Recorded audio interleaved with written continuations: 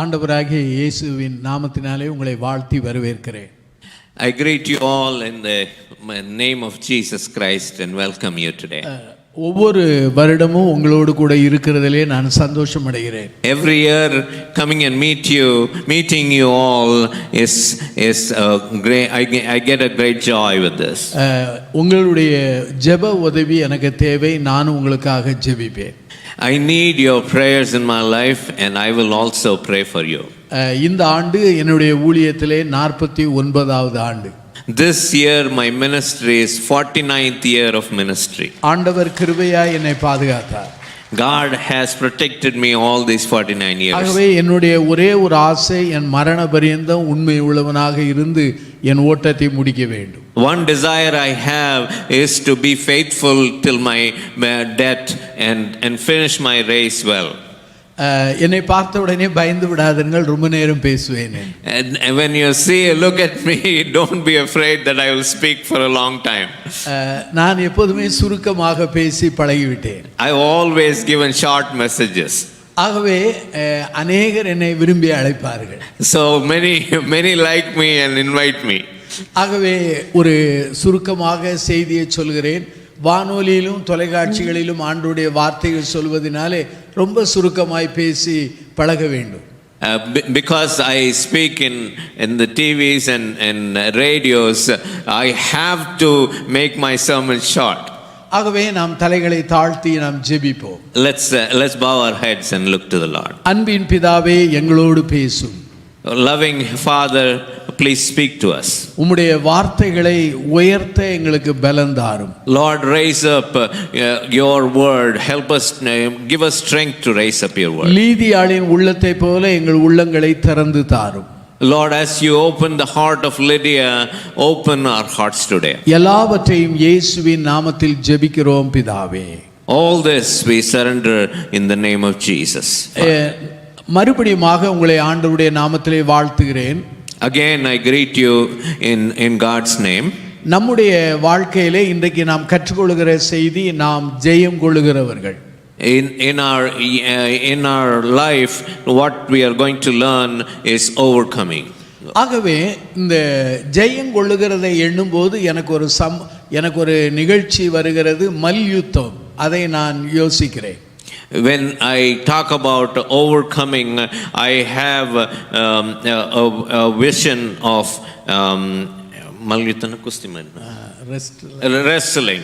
ஆகவே அந்த மல்யுத்தத்தை பார்ப்பீர்களானால் சில சமயம் சில ரவுண்டிலே ஜெயிப்பார்கள், சில ரவுண்டிலே தோத்து போவார்கள். There will be several rounds and some rounds one person will win and another person will win in the other rounds. ஆனா கடைசியாக அதிகமாக ரவுண்டிலே ஜெயித்தவர்கள் தான் ஜெயம் கொண்டவர்கள் என்று அறிவிக்கப்படுவார்கள். Whoever wins more rounds is the one who's declared the winner. நாம் நம்முடைய கடந்த கால வாழ்க்கையை பார்த்தால் அநேக ரவுண்டுகளிலே தோத்திருக்கிறோம். When we look behind in our life, we have lost in so many rounds in our lives. ஆனா 1-2 இடங்களிலே தேவ கிருபையிலே ஜெயித்திருக்கிறோம்.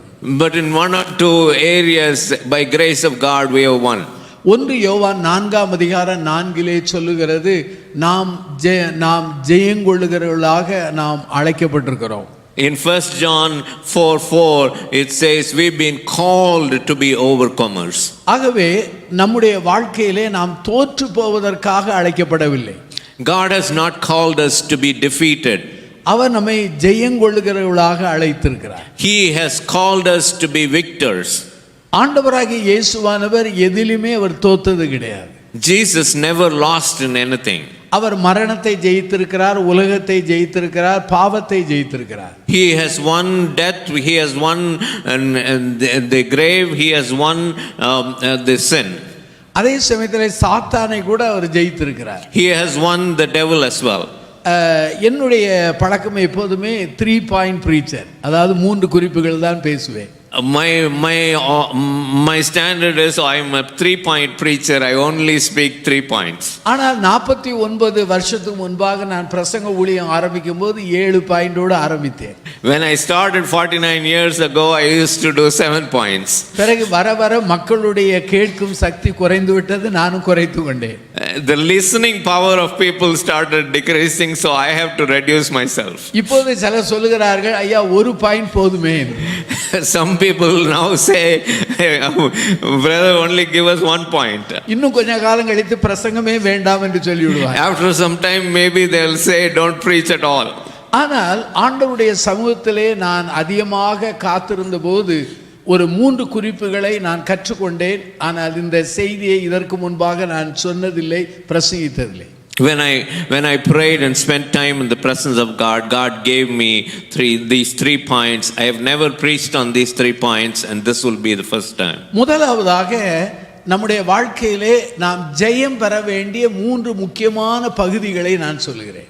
Firstly, I want to touch upon 3 most important areas in our life. கடந்த 2 வார செய்திகளை நான் கேட்டேன். அதிலே நான் இல்லாமல் 3 வித்தியாசமான பகுதிகளை சுட்டி காட்ட விரும்புகிறேன்.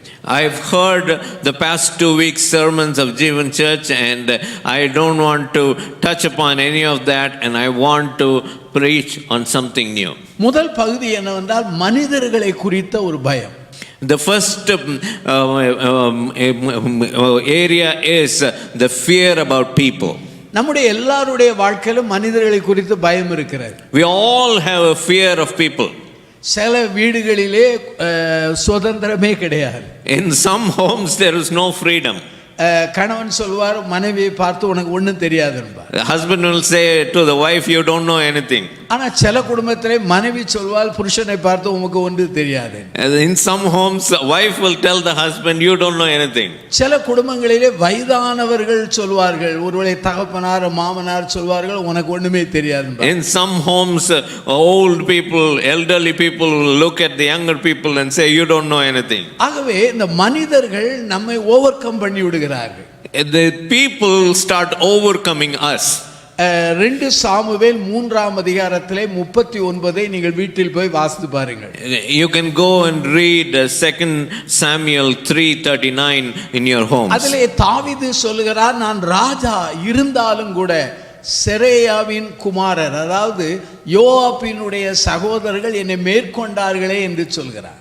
In this portion, King David is saying, even though I am a king, the sons of Zeruiah, Joab and his brothers have overcome me.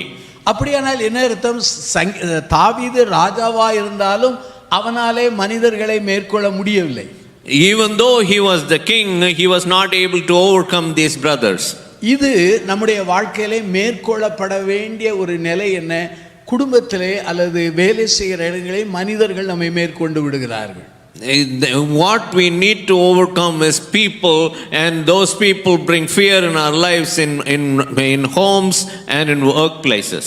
Pavul சொல்லும்போது நான் மனிதரை நான் பிரியப்படுத்துவதில்லை என்று தைரியமாய் சொல்கிறார். Paul boldly says, I don't satisfy people. இரண்டாவதாக இன்னொரு இடத்திலே நாம் மேற்கொள்ளப்பட வேண்டிய டிசையர், ஆசைகள் அல்லது ஆவல்கள் என்று சொல்லலாம். Second important area that we need to overcome is self desires. அதாவது 2 டிசையர் இருக்கிறது. ஒன்று ஆவிக்குரிய தேவனுக்கேற்ற ஒரு ஆசை, இன்னொன்று சுய ஆசைகள் என்று சொல்லலாம். There are 2 desires in our life. One is godly desire and the other one is self desire. நீங்கள் கலாத்தியர் 5ஆம் அதிகாரம் 16 குறித்து வைத்துக் கொள்ளுங்கள். அங்கே ஆவிக்கேற்றபடி நீங்கள் நடவுங்கள் என்று அப்போஸ்தலனாகிய பவுல் எழுதுகிறார். You can mark Galatians 5:16. It says, walk by the Spirit. அதே சமயத்திலே பவுல் 7ஆம் அதிகாரம் 15லும் 19லும் எழுதுகிறார், நான் எதை செய்ய விரும்பவில்லையோ அதையே நான் செய்து விடுகிறேன் என்று சொல்கிறார். In Romans chapter 7 verse 15 and 19 he says, what I do not want to do, I keep doing the same thing. ஆகவே பல சமயங்களிலே நம்முடைய சுய ஆசைகள் நம்மை மேலோங்கி விடுகிறது. several times, several areas where our self-desire kind of overcomes ourselves. மூன்றாவது நாம் ஜெயம் பெற வேண்டிய ஒரு இடம் என்னவென்றால் உலகம். Third area that we need to overcome is the world. உலகம் என்று சொல்லும்போது மூன்று அர்த்தம் வருகிறது. ஒன்று ஆண்டவர் படைத்த இந்த சிருஷ்டிப்பும் அது ஒன்று, அதற்கு பேர் உலகம்தான்.